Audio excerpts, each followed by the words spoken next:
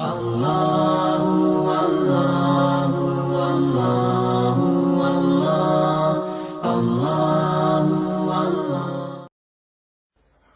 توبہ کا آغاز ہے۔ سورہ توبہ مدنی ہے۔ قرآن پاک کی ترتیب کے اعتبار سے اس کا نمبر 9 ہے، اور قرآن پاک کے نزول کے اعتبار سے اس کا نمبر 113 ہے۔ پورے قرآن میں 114 سورتیں ہیں۔ آپ اندازہ کر سکتے ہیں کہ یہ بالکل آخر میں نازل ہوئی۔ اس سورہ مبارکہ میں 129 آیتیں ہیں اور 16 رکوع ہیں۔ اس سورہ مبارکہ سے پہلے بسم اللہ شریف نہیں پڑھی جاتی۔ اس کی وجہ کیا ہے؟ تو مفسرین نے فرمایا اس کی وجہ یہ ہے کہ جبریل امین جب بھی کوئی سورت لے کر آتے تو بسم اللہ شریف لے کر آتے۔ جب یہ سورت نازل ہوئی تو اس کے ساتھ بسم اللہ نازل نہیں ہوئی۔ اللہ تعالیٰ اس کی حکمت کو زیادہ جانتا ہے۔ علماء نے ایک حکمت یہ بیان کی کہ چونکہ اس سورہ مبارکہ کی ابتدا میں اللہ کے غضب کا ذکر ہے اور بسم اللہ الرحمن الرحیم میں اللہ کی رحمت کا ذکر ہے، تو چونکہ اس کی ابتدا میں غضب کا ذکر ہے، اس مناسبت سے یہاں پر بسم اللہ الرحمن الرحیم کا ذکر نہیں کیا گیا۔ اللہ تعالی زیادہ بہتر جانتا ہے، واللہ اعلم بالصواب۔ اس سورہ مبارکہ میں کافروں کو 4 مہینے کی مہلت دی گئی ہے۔ یہ وہ سورہ مبارکہ ہے کہ جس پر مغرب زدہ لوگ، چاہے اپنے آپ کو مسلمان کہتے ہوں یا کھلے کافر ہوں، یہ اس سورہ مبارکہ پر نعوذ باللہ من ذالک اعتراضات کرتے ہیں اور وسوسے پیدا کرنے کی کوشش کرتے ہیں۔ تو انشاءاللہ تعالی جب اس سورہ مبارکہ کی تفسیر ہم سنیں گے ابھی، تو اس سورہ مبارکہ کی تفسیر سن کر ان وسوسوں کا جواب بھی ہو جائے گا جو عام طور پر پھیلائے جاتے ہیں۔ الحمدللہ نور قرآن تو عام ہی ہو رہا ہے۔ جب مسلمان پورے قرآن کو سمجھیں گے تو سورہ توبہ کو بھی سمجھیں گے انشاءاللہ تعالی، اور جتنا وہ قرآن کی تعلیم سے لوگوں کو دور کرنے کی کوشش کر رہے ہیں، الحمدللہ مسلمانوں میں اتنا ہی زیادہ قرآن پاک سمجھنے کا ذوق و شوق پیدا ہو رہا۔ 8 ہجری میں مکہ مکرمہ فتح ہوا اور 9 ہجری میں حج فرض ہوا۔ 9 ہجری میں نبی اکرم صلی اللہ علیہ وآلہ وسلم نے حج کا ایک قافلہ روانہ کیا، اور جس کے امیر حضرت صدیق اکبر رضی اللہ تعالی عنہ تھے، اور 10 ہجری کو خود نبی اکرم صلی اللہ علیہ وآلہ وسلم نے حج فرمایا۔ صدیق اکبر رضی اللہ تعالی عنہ حج کا قافلہ لے کر مدینے سے مکہ مکرمہ پہنچے، اور پیچھے سے اس سورہ مبارکہ کا نزول ہوا۔ تو اس سورہ مبارکہ کی آیتیں لے کر حضرت علی رضی اللہ تعالیٰ عنہ پیچھے پہنچے۔ جب حضرت علی مینا میں پہنچے تو اس وقت 10 ذی الحجہ تھی، یعنی جب 10 ذی الحجہ کو حاجی بڑے شیطان کو کنکریاں مارتے ہیں، اس موقع پر حضرت علی پہنچے۔ اس زمانے میں مشرکین مکہ کے اندر حج کی رسم باقی تھی۔ اب حج بطور رسم اور بطور میلہ ان کے یہاں باقی رہ گیا تھا، اور وہ کیسے حج کرتے تھے اس کی تفصیل آپ اس سے پہلے بھی سن چکے ہیں کہ خانہ کعبہ کے ارد گرد وہ ننگے ہو کر طواف کرتے، سیٹیاں مارتے اور تالیاں مارتے۔ مینا، عرفات، مزدلفہ میں ان کا یہ عالم ہوتا کہ وہ عرفات میں تو جاتے ہی نہیں۔ کفار مکہ خصوصاً قریش وہ عرفات میں نہ جاتے، وہ مزدلفہ میں رک جاتے اور وہیں سے مینا واپس آتے، اور پھر حج کو وہ تجارتی ایک میلہ انہوں نے بنا دیا تھا۔ حج کے بعد وہ خانہ کعبہ کے پاس جمع ہو جاتے اور سب اپنے سرداروں اور اپنے آباء و اجداد کی بڑائی بیان کرتے۔ یہ ان کا ایک حج تھا جو کہ ایک میلے کی شکل اختیار کر گیا تھا۔ مسلمان تو باقاعدہ حج کے لیے گئے تھے۔ تو حضرت علی رضی اللہ تعالیٰ عنہ 10 ذی الحجہ بڑے شیطان کے پاس جب حاجی کنکریاں مار رہے تھے، اس کے ساتھ کفار بھی تھے، مشرکین بھی تھے جو کنکریاں مار رہے تھے۔ جب لوگ اس سے فارغ ہونے لگے تو حضرت علی نے لوگوں کو بلایا اور آواز دی، فرمایا یا ایھا الناس، لوگوں میں تمہارے پاس رسول اللہ صلی اللہ علیہ وآلہ وسلم کا پیغام لے کر آیا ہوں۔ لوگ جمع ہو گئے مسلمان بھی جمع ہوئے اور کافر بھی جمع ہو گئے. تو آپ نے سورہ توبہ کی 30 یا 40 آیتوں کی تلاوت فرمائی اور فرمایا اب سن لو، آئندہ کوئی مشرک حرم شریف میں داخل نہیں ہو سکے گا، آئندہ کوئی ننگے ہو کر طواف نہیں کر سکے گا، اور یہ بھی سن لو کہ جنت میں صرف مومن ہی جائے گا. اور چوتھا حکم یہ ہے کہ جن کافروں نے نبی اکرم صلی اللہ علیہ وآلہ وسلم سے معاہدہ کیا اور معاہدے کو توڑ دیا، یا جنہوں نے معاہدہ نہیں کیا، انہیں صرف 4 مہینے کی مہلت ہے. 4 مہینے میں وہ سوچ لیں، اگر اسلام قبول کرنا ہے تو مکے میں رہیں، اور اسلام قبول نہیں کرنا تو مکے سے وہ نکل جائیں، ورنہ 4 مہینے کے بعد انہیں قتل کر دیا جائے گا. ہاں، جن سے معاہدہ حضور نے کیا صلی اللہ علیہ وسلم اور انہوں نے اپنے معاہدے کو نہیں توڑا، تو جب تک یہ معاہدے کی مدت باقی ہے اس وقت تک یہ مکے میں رہ سکتے ہیں. تو مشرکین نے، کافروں نے کہا کہ 4 مہینے کی مہلت بھی ہمیں نہیں چاہیے، ہم تمام معاہدوں کو توڑتے ہیں، بس اب ہمارا اور تمہارا فیصلہ تلوار کرے گی. اس طرح مشرکین نے اور کفار نے اپنے معاہدات کو توڑ دیا، جن کے معاہدات باقی بھی تھے، اور انہوں نے کہا کہ اب تمہیں جو کرنا ہے کر لو، ہمارا اور تمہارا فیصلہ تلوار کرے گی. لیکن پھر بھی 4 مہینے تک انہیں کچھ نہ کہا گیا، انہیں اسلام کی دعوت دی گئی، اور پھر جن لوگوں نے اسلام قبول کیا وہ مکے میں رہے، جو جانا چاہتے تھے انہیں جانے کی اجازت دی گئی، اور جو مکے میں رہ کر نہ اسلام انہوں نے قبول کیا نہ وہ گئے، انہیں قتل کر دیا گیا. ہاں، بعض ایسے کافر تھے کہ جب 4 مہینے پورے ہونے لگے تو انہوں نے کہا کہ ہمیں اور سوچنے کی مہلت دی جائے، تو ان سے معاہدہ کیا گیا، یعنی سوچنے کی مہلت دی گئی، انہیں پناہ دی گئی. اور پھر اس کے بعد ان میں سے جو ایمان لے آئے وہ مکے میں رہے، اور جو ایمان نہ لائے انہیں مسلمانوں نے قتل نہ کیا بلکہ انہیں مکے سے باہر جانے کا موقع فراہم کیا. میڈیا، مغربی میڈیا اعتراض کرتا ہے، مغرب زدہ لوگ اس اعتراض سے متاثر ہوتے ہیں. وہ اعتراض یہ ہے کہ بھئی یہ کیا بات ہوئی کہ 4 مہینے کی مہلت ہے، 4 مہینے میں اسلام قبول کرو یا مکے سے نکل جاؤ ورنہ تمہیں قتل کر دیں گے. تو اس پر وہ اعتراض کرتے ہیں کہ اسلام بزور طاقت پھیلا ہے، اور انہیں 2 آپشن رکھے گئے، بلکہ 3 آپشن، یا تو قتل کے لیے تیار ہوں، یا اسلام قبول کر لیں، یا مکے کو چھوڑ دیں. تو یہ کہتے ہیں یہ کیوں آپشن نہ رکھا گیا کہ وہ حرم شریف میں کفر کی حالت میں بھی رہ سکتے ہیں. بات دراصل یہ تھی کہ ایسے لوگوں کو اس وقت کے حالات پر ان کی نظر نہیں. اس وقت کے حالات یہ تھے کہ مکہ مکرمہ میں جو لوگ کافر باقی تھے، ان میں سے ایک ایک فرد کے بارے میں یہ بات ثابت ہو چکی تھی کہ یہ اسلام کا غدار ہے، اسلامی ریاست کے خلاف وہ غداری اور سازش کر رہا ہے. اور آج بھی پوری دنیا میں یہ قاعدہ ہے کہ جو ملک کے خلاف غداری کرے، بغاوت کرے، سازش کرے، اسے 4 مہینے کی بھی مہلت نہیں دی جاتی، اسے ملک سے نکلنے کی بھی مہلت نہیں دی جاتی. اگر وہ توبہ بھی کر لے پھر بھی اس کی سزائے موت ہے. پوری دنیا میں یہ قانون ہے. جن کے ہاں سزائے موت کا قانون نہیں وہ عمر قید کی اب سزا دیتے ہیں. اور بعض ایسے ممالک آج بھی ہیں کہ جن کے بارے میں انہیں یہ خطرہ محسوس ہو کہ یہ لوگ بغاوت کر رہے ہیں، سازشی کر رہے ہیں، سازشی لوگ ہیں، یہ ملک کے غدار ہیں، تو وہ انہیں یا تو قتل کرتے ہیں یا عمر قید کر دیتے ہیں یا ملک سے ملک بدر کر دیتے ہیں.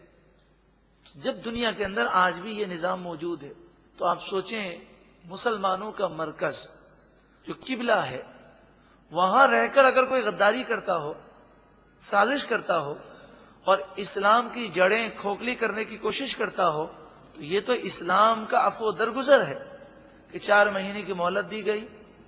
اگر وہ سدھر جائیں اور بغاوت سے باز آ جائیں تو ان کے لیے اسلام کی راہیں کھلی ہیں، اسلام لے آئیں. یا پھر انہیں یہ بھی مہلت دی گئی کہ اگر انہیں یہیں رہ کر بغاوت کرنی ہے تو یہاں رہ کر وہ ایسے کام نہ کریں، یہاں سے چلے جائیں. کون سا ایسا ملک ہے جو باغیوں کو اتنی سہولتیں دیتا ہے؟ تو یہ حکم ان لوگوں کے لیے تھا. اور مغربی میڈیا یہ شور مچاتا ہے کہ سورہ توبہ میں یہ لکھا ہے کہ جہاں کافر ملے اس کو اڑا دو. تو وہ کہتے ہیں اس کا مفہوم یہ لوگ یہ بیان کرتے ہیں کہ آج بھی جہاں کافر ملے اس کو بم سے اڑا دو. ہرگز ایسا نہیں ہے. اسلامی تاریخ دیکھیے، ذمی کفار کہ جو مسلمان ملک میں رہے، انہوں نے اسلامی ملک سے معاہدہ کیا. آج بھی ہندو ہیں، عیسائی ہیں، یہودی ہیں، پاکستان میں رہتے ہیں. ہم نے کب یہ کہا کہ ان کو اڑا دیا جائے؟ بات یہ نہیں. بات یہ ہے کہ اگر کوئی ہندو ہو، عیسائی ہو، بلکہ مسلمان بھی ہو، اگر اسلامی ملک کے خلاف بغاوت کرتا ہے اور دشمنوں سے مل کر سازش کرتا ہے اور اس کی سازش اگر پکڑی جائے تو کیا حکومت اس کے ہاتھ پاؤں نہیں باندھے گی؟ کیا اسے گرفتار نہیں کرے گی؟ کیا ایسے لوگوں کو عبرتناک سزائیں نہیں دی جائیں گی؟ یہ اس سورہ مبارکہ کی لاجک ہے اور اس کی یہ وجوہات ہے. ارشاد فرمایا براءۃ من اللہ ورسولہ الی الذین عاہدتم من المشرکین. اللہ اور اس کے رسول کی طرف سے بیزاری کا اعلان ہے ان لوگوں کے لیے جن مشرکین سے تم نے معاہدہ کیا. فسیحوا فی الارض 4 اشہر، پس یہ مشرکین زمین میں 4 مہینے گھومے پھریں اور 4 مہینے کی مہلت ہے. وَاعْلَمُوا، خوب جان لے، أَنَّكُمْ غَيْرُ مُعْجِزِ اللَّهِ، بے شک وہ اللہ کو عاجز نہیں کر سکتے. مراد یہ ہے کہ یہ نہ سمجھیں کہ 4 مہینے کے دوران وہ ایسا جتھا بنا لیں گے اور ایسی بغاوت کریں گے کہ 4 مہینے کے بعد مسلمانوں کو ان کو پکڑنے کی طاقت ہی نہ ہوگی. یہ جو 4 مہینے کی مہلت دی گئی، اللہ تبارک و تعالی ارشاد فرماتا ہے کہ کافر اس مہلت سے مسلمانوں کو کوئی نقصان نہیں پہنچا سکیں گے. وَأَنَّ اللَّهَ مُخْزِي الْكَافِرِينَ، اور بے شک اللہ تعالیٰ کافروں کو ذلیل اور رسوا فرما دے گا. وَأَذَانٌ مِّنَ اللَّهِ وَرَسُولِهِ، اللہ اور اس کے رسول کی طرف سے اعلان. اذان کے معنی اعلان. إِلَى النَّاسِ، لوگوں کی طرف. یوم الحج الاکبر، حج اکبر کے دن. یہاں حج اکبر سے مراد حج ہے، کیونکہ اس زمانے میں عمرے کو حج اصغر کہتے تھے. عمرے کو حج اصغر اور حج کو حج اکبر کہتے تھے.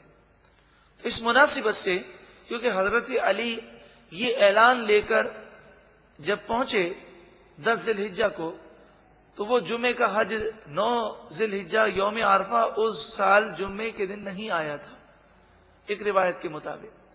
پھر بھی اس حج کو حج اکبر کہا گیا.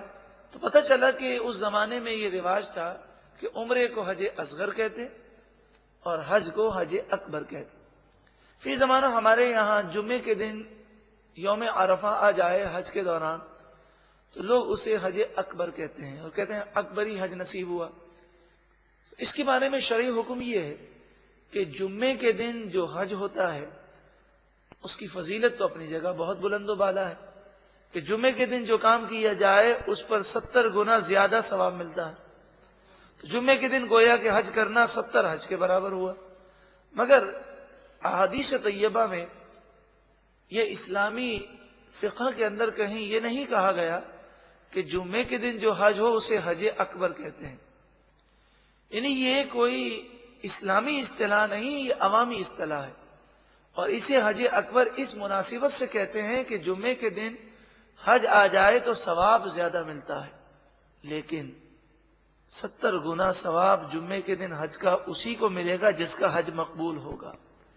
اگر جمعے کے دن حج کرنا نصیب ہو جائے تو وہ اس پر کسی فخر کا اظہار نہ کرے بلکہ یہ دعا کرے کہ پروردگار تو ہمارے حج کو قبول فرما.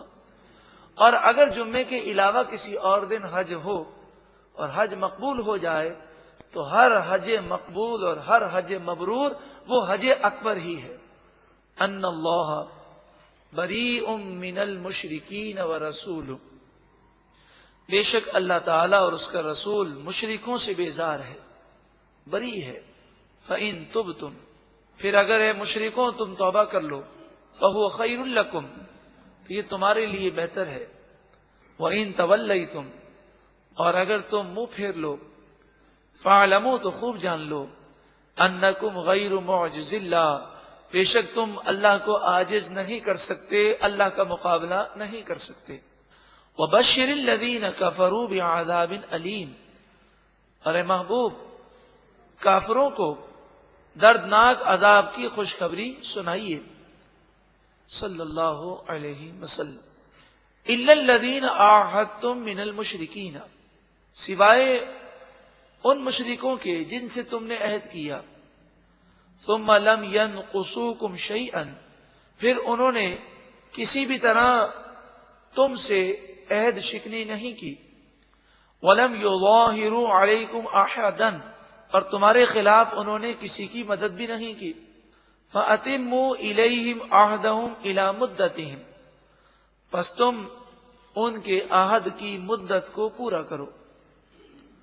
تو اس طرح بعض ایسے قبائل تھے کہ جنہوں نے عہد شکنی نہیں کی تھی، اور حضرت علی کے سامنے جن مشرکین نے عہد کو توڑا ان میں وہ لوگ شامل نہ تھے، تو ان کے عہد کو پورا کیا گیا۔ ان اللہ یحب المتقین، بے شک اللہ تعالی متقی لوگوں کو پسند فرماتا ہے۔ فَإِذَا انْسَلَخَ الْأَشْهُرُ الْحُرُمُ، پھر جب یہ حرمت کے مہینے ختم ہو جائیں، مراد یہ ہے کہ 4 مہینے یا 9 مہینے، 4 مہینے تو ہر ایک کے لیے ہیں، اور باقی جس سے تم نے معاہدہ کیا ہے اس کے جتنے مہینے ہیں وہ ختم ہو جائیں، پھر بھی وہ ایمان لانے کو تیار نہ ہو اور حرم شریف چھوڑنے کو تیار نہ ہو، اور یہاں بیٹھ کر بغاوتیں اور غداریاں کرتے ہوں، سازشیں کرتے ہوں۔ فَاقْتُلُوا الْمُشْرِكِينَ حَيْثُ وَجَدتُّمُوهُمْ، پس تم ان مشرکوں کو جہاں پاؤ قتل کر دو، چاہے خانہ کعبہ کے اندر پاؤ چاہے خانہ کعبہ کے باہر پاؤ، جہاں پاؤ قتل کر دو۔ وَخُذُوهُمْ، اور انہیں پکڑو، وَاحْشُرُوهُمْ، اور انہیں گھیر لو، وَقُعُدُوا لَهُمْ كُلَّ مَرْصَدٍ، اور ہر مورچے پر ان کے لیے بیٹھ جاؤ، یعنی چاروں طرف سے ان کا گھیراؤ کرو، اور کسی کو بھی حرم شریف میں ایسے غدار کو باقی نہ رہنے دو۔ فَإِن تَابُوا، پھر اگر وہ توبہ کر لیں، وَأَقَامُوا الصَّلَاةَ، اور نماز قائم رکھیں، وَآتَوُا الزَّكَاةَ، اور وہ زکوٰۃ ادا کریں، فَخَلُّوا سَبِيلَهُمْ، پس تم ان کا راستہ چھوڑ دو۔ ان اللہ غفور رحیم، بے شک اللہ بخشنے والا مہربان ہے۔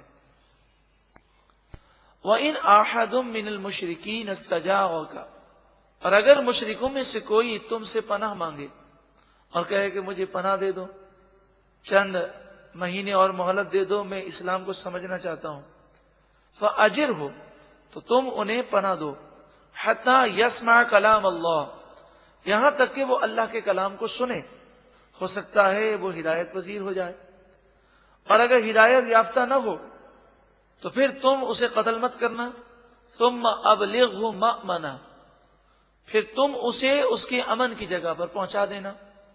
ذالک بأنہم قوم لا یعلمون، یہ اس وجہ سے کہ یہ ایسی قوم ہے جو جانتی نہیں ہے، تو انہیں سیکھنے کا موقع دو۔ کیف یکون للمشرکین عہد عند اللہ وعند رسولہ، ان مشرکوں سے کیسے عہد باقی رہے اور انہیں سہولتیں کیسے دی جائیں، ان کا عہد اللہ اور اس کے رسول کے پاس اب کیسے باقی رہے کہ یہ سازشی ہیں۔ کیفا، کیسے عہد باقی رہے، یکون للمشرکین عہد، مشرکوں کے لیے عہد باقی رہے، عند اللہ وعند رسولہ، اللہ اور اس کے رسول کے نزدیک، کیونکہ جو بغاوت ایک دفعہ کر دے اس پر آپ بتائیے دنیا کبھی بھروسہ کرتی ہے؟ کبھی غدار کو دوبارہ توبہ کرنے کے بعد مہلت دی جاتی ہے؟ لیکن اسلام نے تو انہیں مہلت بھی دی کہ توبہ کر لیں، ملک چھوڑ دیں یا توبہ کر کے مسلمان ہو جائیں۔ لیکن جب وہ نہ توبہ کرنے کو تیار ہیں نہ ملک چھوڑنے کو تیار ہیں، بلکہ ان کا مشن ہے کہ اسلامی سلطنت کو کھوکھلا کرنا۔ الا الذین عاہدتم عند المسجد الحرام، ہاں وہ لوگ جن سے تم نے مسجد حرام کے قریب عہد کیا، بنی کنانا کی ایک شاخ، ان سے تم اپنا معاہدہ 9 مہینے تک برقرار رکھو کہ انہوں نے اس معاہدے کو توڑا نہیں ہے، اور باقی سب تو معاہدہ کرنے کے باوجود خوب انہوں نے اسلام کے خلاف سازشیں کی ہیں. فَمَسْتَقَامُوا لَكُمْ، پس جب تک وہ تمہارے لیے معاہدے کو قائم رکھیں، فَاسْتَقِیمُوا لَهُمْ، تو تم ان کے لیے معاہدہ قائم رکھو، تم مت توڑو. إِنَّ اللَّهَ يُحِبُّ الْمُتَّقِينَ، بے شک اللہ تعالیٰ پرہیزگاروں کو پسند فرماتا ہے. تو معاہدے کی پابندی کرنے والا پرہیزگار ہوتا ہے. کیفا، ان سازشی لوگوں کے لیے عہد اور امان کیسے باقی رہے. وَإِن يَظْهَرُوا عَلَيْكُمْ، حالانکہ ان کا حال یہ ہے کہ تمہارے خلاف وہ دشمنوں کی مدد کرتے ہیں. لَا يَرْقُبُوا فِيكُمْ إِلًّا وَلَا ذِمَّةً، اور تمہاری دشمنی میں نہ تو رشتہ داری کا خیال رکھتے ہیں اور نہ ہی کسی معاہدے کا خیال رکھتے ہیں. مختلف جنگوں میں کافروں نے یہودیوں کی مدد کی، عیسائیوں کی مدد کی، مختلف قبائل کی انہوں نے مدد کی. یردونکم بافواہہم، وہ تمہیں اپنے منہ سے راضی کرنا چاہتے ہیں، یعنی باتیں اچھی کرتے ہیں اور پیچھے سے سازش کرتے ہیں. وتأبى قلوبہم، اور ان کے دل انکار کرتے ہیں، وہ دل سے تمہارے دشمن ہیں. وَأَكْثَرُهُمْ فَاسِقُونَ، اور ان میں سے اکثر فاسق ہیں، نافرمان ہیں. اشتروا بآیات اللہ ثمنا قلیلا، ان میں یہودی بھی ہیں، عیسائی بھی ہیں جو حرم شریف کے آس پاس رہتے ہیں، انہیں بھی نکلنے کا حکم ہے، اور مشرکین مکہ بھی ہیں. تو ارشاد فرمایا کہ یہ وہ لوگ ہیں جنہوں نے دنیا کی ذلیل دولت کے حصول کے لیے اللہ کی آیتوں کو بیچ دیا. فَصَدُّوا عَن سَبِيلِهِ، پس وہ اللہ کے راستے سے انہوں نے روکا. إِنَّهُمْ سَاءَ مَا كَانُوا يَعْمَلُونَ، بے شک وہ بہت ہی برے کام کیا کرتے تھے. لَا يَرْقُبُونَ فِي مُؤْمِنٍ إِلًّا وَلَا ذِمَّةً، یہ ایسے ظالم لوگ ہیں کہ مومن کے بارے میں رشتہ داری اور کوئی معاہدے کا لحاظ نہیں کرتے. بس جب موقع ملے تو وہ اپنی دلی خباثت کو ظاہر کرتے ہیں. تو ایسے لوگوں کا مسلمانوں کے مرکز میں رہنا انتہائی خطرے کی بات ہے. وَأُولَئِكَ هُمُ الْمُعْتَدُونَ، اور یہی لوگ حد سے بڑھنے والے ہیں. فَإِن تَابُوا، پھر اگر وہ توبہ کریں، وَأَقَامُوا الصَّلَاةَ، اور نماز قائم رکھیں. توبہ کا پتہ کیسے چلے گا کہ یہ ایمان لے آئے؟ تو اس کا سب سے پہلا ذریعہ نماز ہے. یعنی مومن اور مشرک میں سب سے بڑا فرق وہ نماز ہے. کتنا بد نصیب ہے وہ مسلمان کہ جو نمازوں میں کوتاہی کرتا ہے اور پھر وہ کہتا ہے کہ میری پریشانیاں ختم نہیں ہوتی. 5 وقتہ نماز پر توجہ دی جائے اور نماز توجہ سے، خشوع و خضوع سے مکمل پڑھی جائے، اطمینان سے پڑھی جائے. جہاں ہم کھانے کے لیے کتنا وقت دیتے ہیں، جہاں ہم کاروبار کے لیے اپنا کتنا وقت دیتے ہیں، تو اللہ کی عبادت میں ہم وقت دیں تو پوری توجہ سے دیں. انشاءاللہ دونوں جہاں میں بیڑا پار ہو جائے گا. وَآتَوُا الزَّکَاةَ، اور وہ زکوٰۃ دیں. فَإِخْوَانُكُمْ فِي الدِّينِ، پس وہ تمہارے دینی بھائی ہیں، اب تم انہیں قتل نہیں کر سکتے. وَنُفَصِّلُ الْآيَاتِ، صرف قتل نہیں کر سکتے یہی نہیں بلکہ تمہارے دینی بھائی ہیں، یعنی اب ان پر کوئی لعنت ملامت بھی نہیں کی جا سکتی. بلکہ یہاں تو یہ فضیلت ہے کہ اگر کوئی کافر ایمان لے آئے تو تمام صغیرہ و کبیرہ گناہ معاف ہو جاتے ہیں اور وہ ایسا گناہوں سے پاک ہوتا ہے جیسے آج دنیا میں آیا ہے. وَنُفَصِّلُ الْآيَاتِ، اور ہم آیتوں کو کھول کھول کر بیان کرتے ہیں. لِقَوْمٍ يَعْلَمُونَ، اس قوم کے لیے جو جانتی ہے. وَإِن نَكَثُوا أَيْمَانَهُمْ مِن بَعْدِ عَهْدِهِمْ، اور اگر وہ معاہدہ کرنے کے بعد اپنے معاہدے کو توڑ دیں. وَطَعَنُوا فِي دِينِكُمْ، ایمان لانے کے باوجود تمہیں دین میں تانا دیں، دین پر اعتراضات کریں، تو معلوم ہو جائے گا کہ یہ منافق ہیں. فَقَاتِلُوا أَئِمَّةَ الْكُفْرِ، پس تم کافروں کے سرداروں کو قتل کر دو، یعنی ان کے بڑے لوگوں کی گردنیں اڑاؤ تاکہ کسی کی ایسی نفاق کی جرت نہ ہو۔ مراد یہ ہے کہ کوئی دشمن کا جاسوس ہو اور وہ بظاہر ہمارا بنتا ہو اور وہ اسلام کے خلاف پروپیگنڈا کرتا ہو تو اسے ملک میں رہنے کی اجازت نہیں دی جائے گی، کیونکہ یہ تو فساد پھیلا رہا ہے۔ انہم لا ایمان لہم لعلہم ینتہون، بے شک ان کے لیے کوئی معاہدہ باقی نہ رہا کیونکہ یہ سازش کر رہے ہیں، تو ان کے بڑوں کو قتل کرو، لعلہم ینتہون تاکہ یہ باز آ جائیں۔ الا تقاتلون قوما نکثوا ایمانہم، اے مسلمانوں کیا تم اس قوم کو قتل نہیں کرو گے جنہوں نے اپنے عہد کو توڑ دیا، وہموا باخراج الرسول، اور اسلام کے خلاف ایسی غداری اور ایسی بغاوتیں کی ہیں کہ انہوں نے رسول اللہ صلی اللہ علیہ وسلم کو مکہ مکرمہ سے نکالنے کی کوشش کی اور ہجرت پر مجبور کیا۔ وَهُمْ بَدَؤُوكُمْ أَوَّلَ مَرَّةٍ، اور جو انہوں نے معاہدے کو توڑا ہے، جو سازشیں کی ہیں، یہ سب ان کی طرف سے پہلے ہوا ہے۔ وَهُمْ، اور وہ بَدَؤُوكُمْ اول مرہ، شروع ہی سے تمہارے خلاف ابتدا کرنے والے ہیں، تو ابتدا ان کی طرف سے ہوئی ہے، تم تو اپنی سیفٹی کے لیے کام کر رہے ہو۔ اتخشونہم، کیا تم ان سے ڈرتے ہو؟ مطلب آپ سمجھے کہ کسی ملک پر کوئی دشمن کی فوج جو قبضہ کر لے، پھر وہاں کے لوگ جو ہے اس دشمن کی فوج کو خودکش حملوں سے اڑائیں تو کہا جائے جناب یہ دہشت گرد ہیں، تو کتنی بڑی بے وقوفی ہوگی۔ جیسے فلسطین، تو اسرائیلی ریاست جو بنائی گئی ہے یہ ناجائز ریاست ہے، مسلمانوں کی سرزمین پر قبضہ کر کے بنایا گیا۔ اب اس ریاست کے خلاف چھوٹے چھوٹے بچے اگر غلیل سے پتھر ماریں یا وہ خودکش حملہ کریں تو یہ فلسطینیوں کو دہشت گرد کہتے ہیں۔ تو آزادی کی جد و جہد اور اپنا حق حاصل کرنے کے لیے جو یہ کوشش کر رہے ہیں، تو ظلم کی ابتدا تو ظالموں کی طرف سے ہوئی ہے، وہ تو مظلوم ہیں، اپنا حق مانگ رہے ہیں۔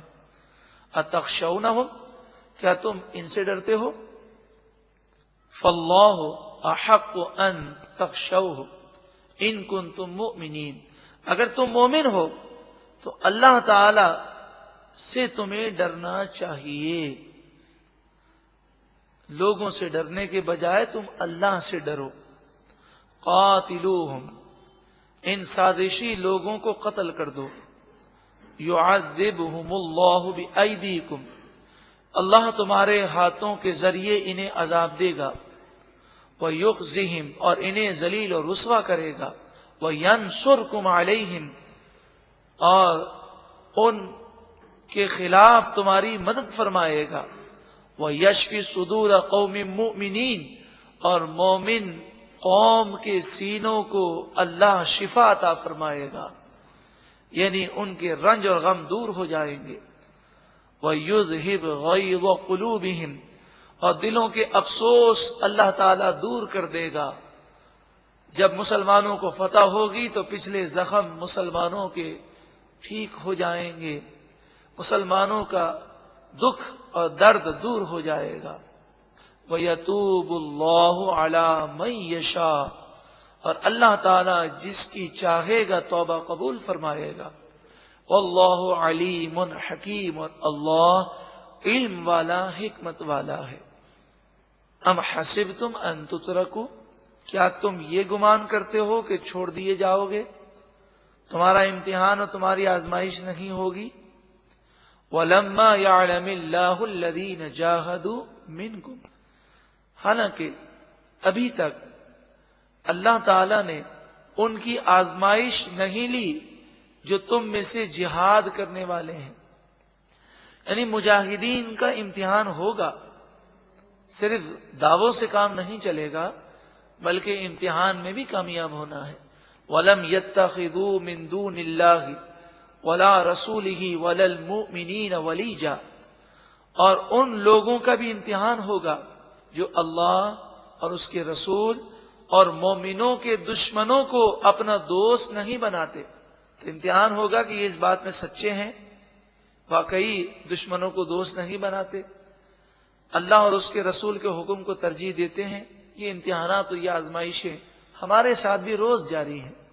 روزی کے مواقع کم ہو جانا، حلال ذرائع مشکل ہو جانا، حرام پاؤں میں آنا، بے حیائی کے مناظر اس قدر عام ہو جانا، پھر بھی ہمیں حکم یہ ہے کہ نگاہ کی حفاظت کریں۔ جھوٹ اس قدر عام ہے لیکن ہمیں حکم ہے کہ جھوٹ سے بچیں۔ تو یہ ہمارا امتحان ہے کہ دعوت ہم یہ کرتے ہیں کہ غلامی رسول میں موت بھی قبول ہے، دعوت یہ کرتے ہیں کہ اسلام کی خاطر اللہ کی محبت میں ہم اپنی گردن بھی کٹا دیں گے، یہ دعویٰ ہے، لیکن افسوس کا مقام یہ ہے کہ اللہ کی محبت میں جھوٹ نہیں چھوڑ سکتے، اللہ کی محبت میں حرام نہیں چھوڑتے، اللہ کی محبت میں نماز کی پابندی نہیں کرتے۔ واللہ خبیر بما تعملون، اور اللہ تمہارے تمام کاموں سے خبردار ہے۔ ما کان للمشرکین ان یعمروا مساجد اللہ، مشرکوں کے لیے یہ جائز نہیں کہ وہ اللہ کی مسجدوں کو آباد کریں، شاہدین علی انفسہم بالکفر، اس حال میں کہ وہ خود گواہ ہیں کہ کافر ہیں، اپنے آپ کو سمجھتے بھی ہیں کہ ہم کفر کر رہے ہیں، شرک کر رہے ہیں۔ تو ایسے مشرکوں کو، کافروں کو مسجد الحرام اور دیگر مسجدوں کا متولی بننا اور ان کو آباد کرنا، ان کی خدمت کرنا ان کے لیے جائز نہیں ہے، کیونکہ ایسی نیکیوں پر ثواب تو اسے ملتا ہے جس کا ایمان ہو۔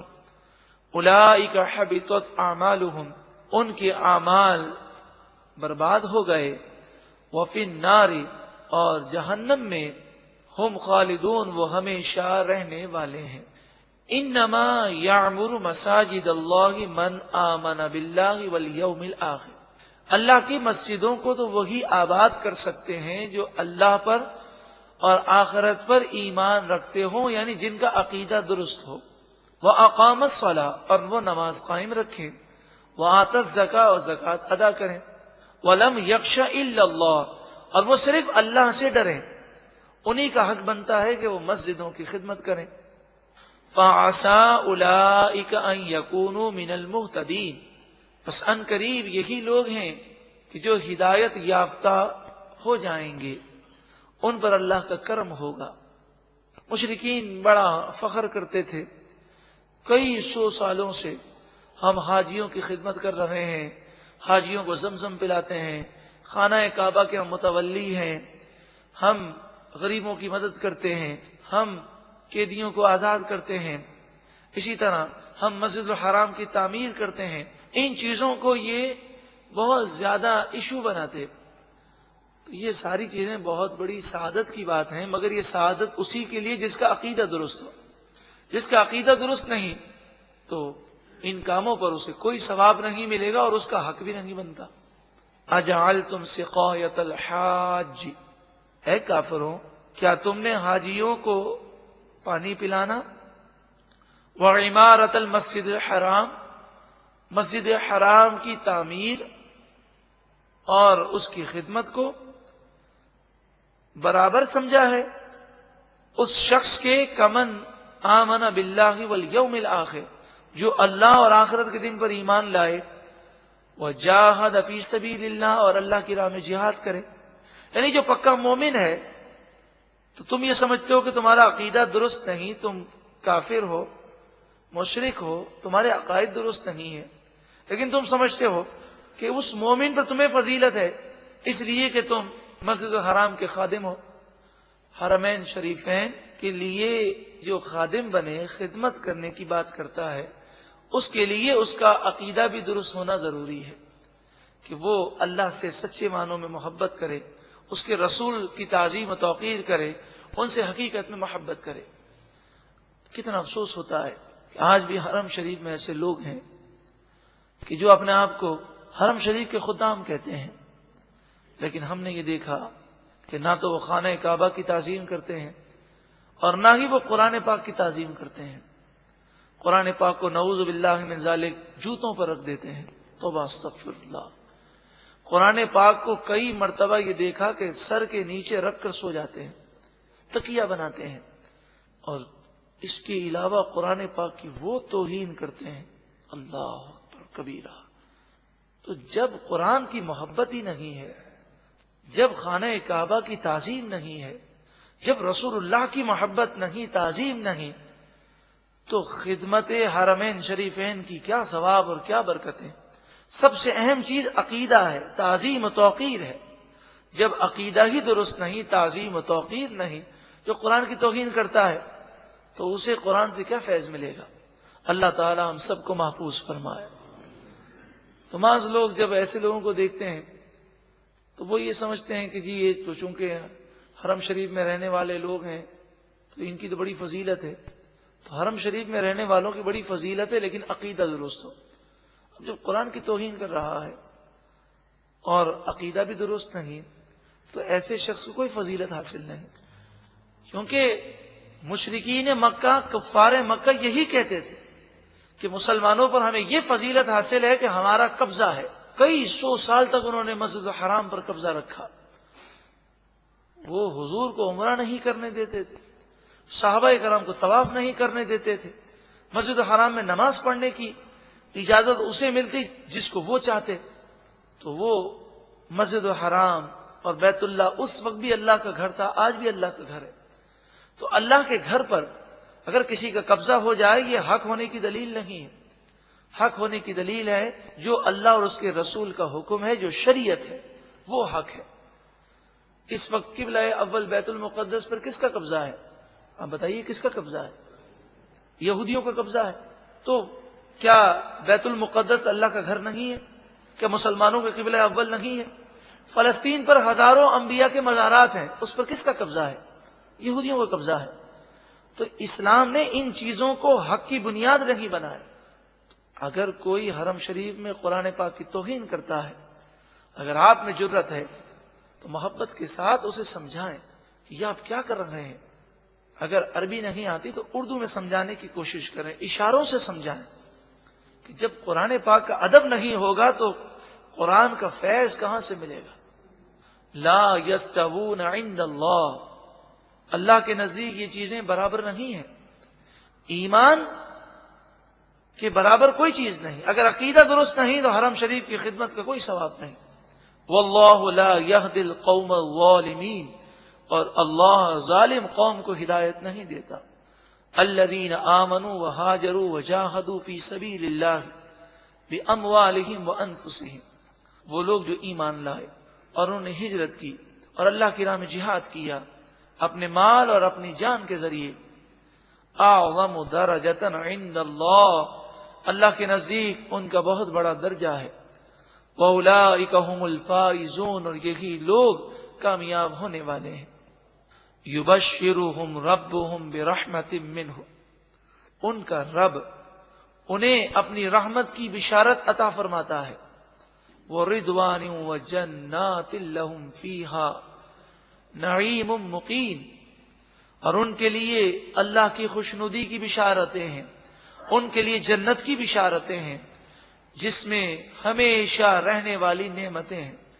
خالدین فیہا ابدا، ہمیشہ ہمیشہ اس میں رہیں گے۔ ان اللہ عندہ اجر عظیم، بے شک اللہ کے نزدیک ان کے لیے بڑا اجر ہے۔ جب یہ حکم نازل ہوا کہ مسلمان ایسے لوگوں سے تعلقات نہ رکھیں جن کے عقائد درست نہیں ہیں، جو کافر ہیں، مشرک ہیں، یہودی ہیں، عیسائی ہیں یا منافق ہیں، تو ایسے لوگ جن کے عقائد درست نہیں، مسلمان ان سے تعلقات نہ رکھیں۔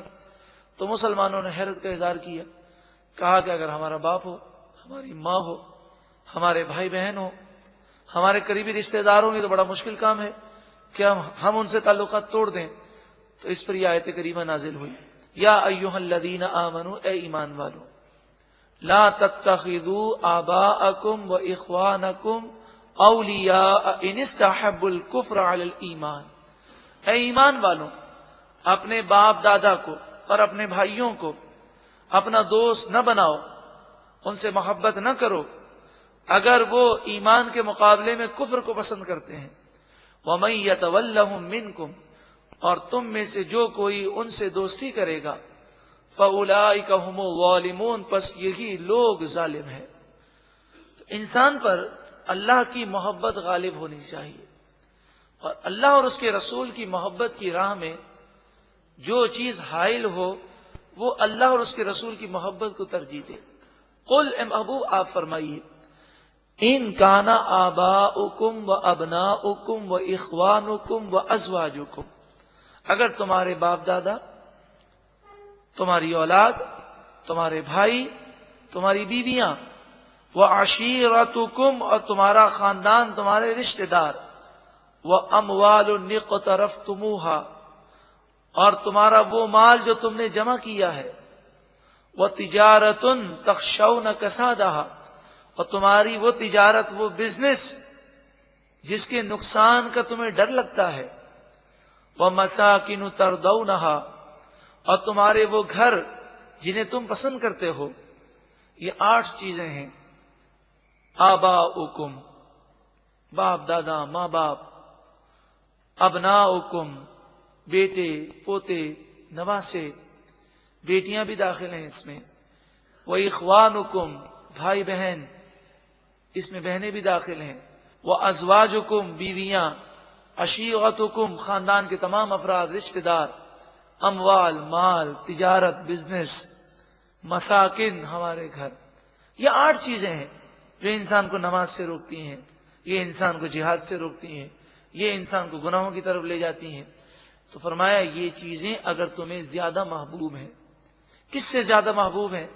احب الیکم من اللہ ورسولہ، تمہیں اللہ اور اس کے رسول سے زیادہ یہ پسند ہے، وجہاد فی سبیلہ، اور اللہ کی راہ میں جہاد کرنے سے زیادہ یہ 8 چیزیں پسند ہیں، فتربصوا، پھر تم انتظار کرو، حتی یأتی اللہ بامری، یہاں تک کہ اللہ اپنا عذاب لے آئے۔ تو محبت اللہ کی غالب ہونی چاہیے، اس کے رسول کی محبت غالب ہونی چاہیے، اور دنیا کی جو بھی محبت یا جو بھی چیز اس راہ میں رکاوٹ بنے تو ترجیح اللہ اور اس کے رسول کی محبت کو ہونی چاہیے۔ اللہ ہمیں بھی ایسا ایمان کامل عطا فرمائے۔ واللہ لا یہدی القوم الفاسقین، اور اللہ تعالی فاسق نافرمان قوم کو ہدایت نہیں دیتا۔ لقد نصرکم اللہ فی مواطن کثیرہ، بے شک اللہ نے کئی مواقع پر تمہاری مدد فرمائی، غزوہ بدر، غزوہ احد، فتح مکہ، اور کئی غزوات میں کئی موقع پر مدد کی گئی۔ لیکن فتح مکہ کے چند دن کے بعد غزوہ حنین ہوا، قبیلہ حوازن اور قبیلہ ثقیف حنین کے مقام پر رہتے تھے۔ حنین کا مقام مکے سے چند میل کے فاصلے پر طائف کے قریب ہے۔ فتح مکہ کے چند دنوں کے بعد نبی اکرم صلی اللہ علیہ وآلہ وسلم لشکر کو لے کر یہاں پر جہاد کے لیے آئے۔ یہ ایک ایسا موقع تھا کہ مسلمانوں کی تعداد 12,000 سے اوپر تھی، اور سامنے مقابلہ کرنے والے کافروں کی تعداد تقریباً 4,000 تھی۔ مسلمانوں کے پاس اسلحہ بھی بہت زیادہ تھا۔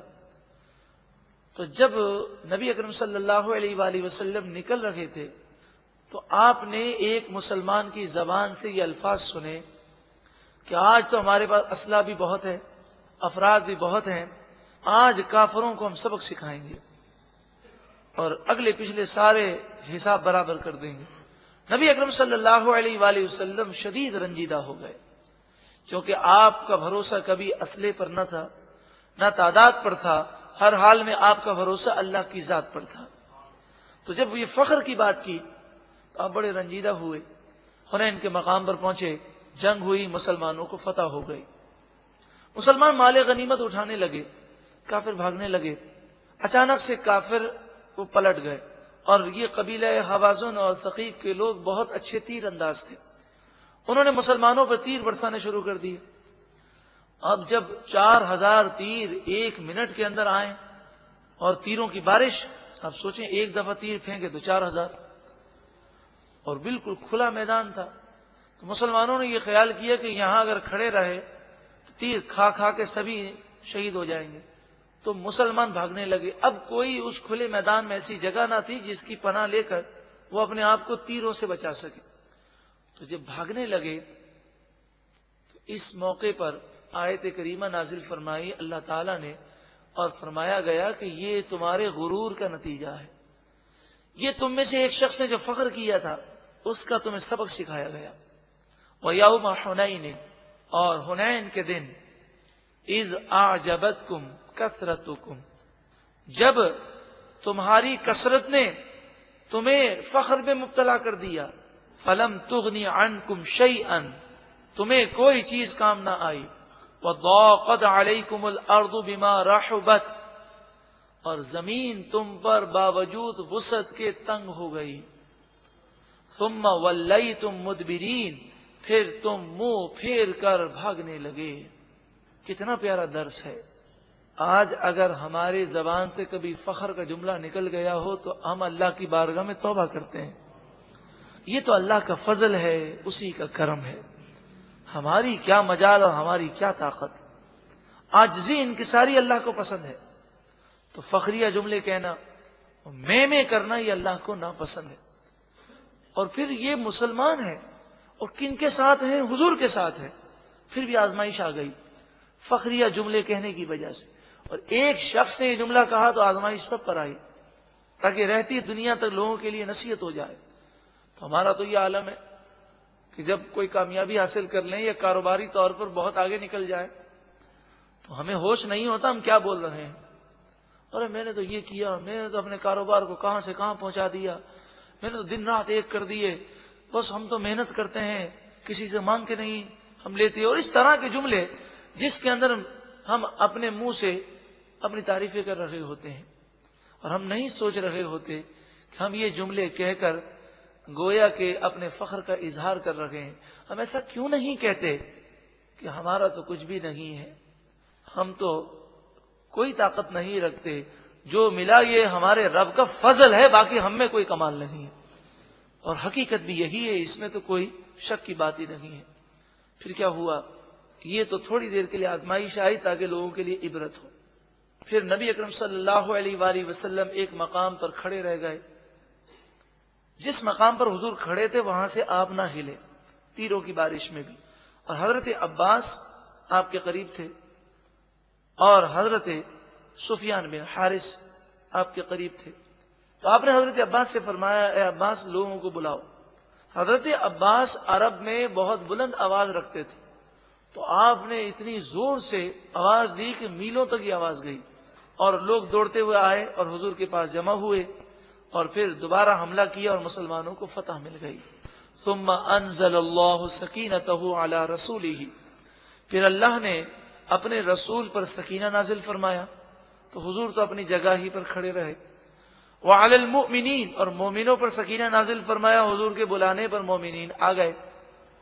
وانزل جنودا لم تروها، اور ایسے لشکر اللہ نے نازل فرمائے جنہیں تم نہ دیکھ سکے۔ فرشتے نازل ہوئے جو کفار کو نظر آئے، ایسے گھوڑوں پر فرشتے سوار تھے جو ابلگ گھوڑے تھے، یعنی جن پر سفید اور کالا رنگ جو مکس ہوتا ہے، اور سفید لباس میں فرشتے تھے۔ تو جب یہ فرشتے نازل ہوئے تو ان فرشتوں نے کوئی جنگ میں حصہ نہیں لیا۔ اس موقع پر حنین کے موقع پر انہوں نے تلواریں نہیں چلائیں، صرف وہ کافروں پر روب اور دبدبا ڈالنے کے لیے نازل ہوئی۔ وَعَذَّبَ الَّذِينَ كَفَرُوا، اور اللہ نے کافروں کو عذاب دیا۔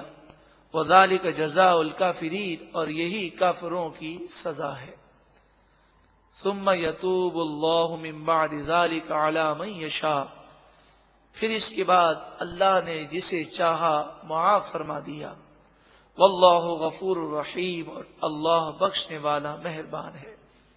یا ایھا الذین آمنوا انما المشرکون نجس، اے ایمان والو مشرک ناپاک ہیں، باطن ان کا گندا ہے، ان کے عقائد خراب ہے، اور سب سے بڑی گندگی عقائد کی گندگی ہے، سب سے بڑی گندگی باطن کی گندگی ہے۔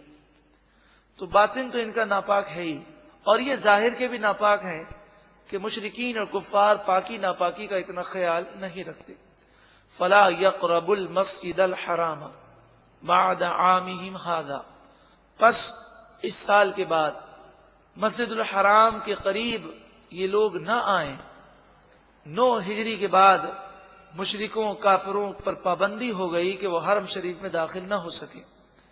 وَإِنْ خِفْتُمْ، اور اگر تم خوف کرو، عَيْلَةً، اس بات کا خوف کرو کہ تم محتاج ہو جاؤ گے، کیونکہ جب یہ چلے جائیں گے اور آس پاس کے جو مشرک ہیں وہ مکے نہیں آئیں گے تو بزنس کیسے ہوگا، غربت ہو جائے گی.